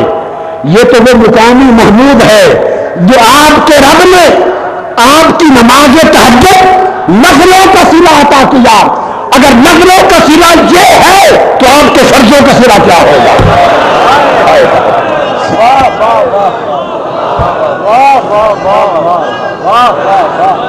فرض عبادت کا درجہ نفل عبادت سے اونچا ہے. فتہجد بہی نافلۃ لک، مصطفیٰ کے نفلوں کا صلہ استقبال رب العزت ہے تو مصطفیٰ کی عمر بھر کی فرائض عبادات کا صلہ اللہ جانے پھر وہ کیا ہوگا.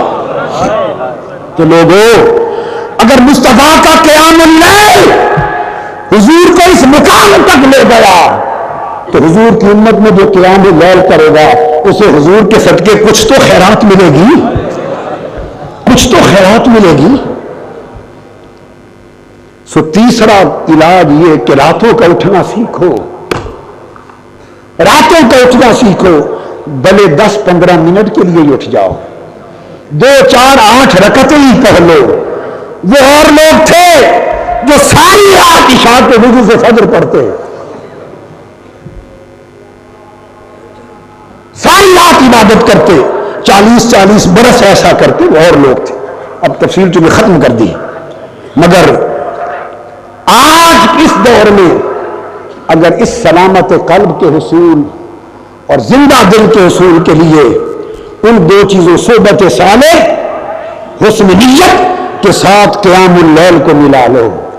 थोड़ी देर के लिए सही उठना सीखो, उठो, मुसल्ले की पुष्ट पर थोड़ा रोना सीखो, उसको मिलत समाजत किया करो, अल्लाह को रजाजत किया करो।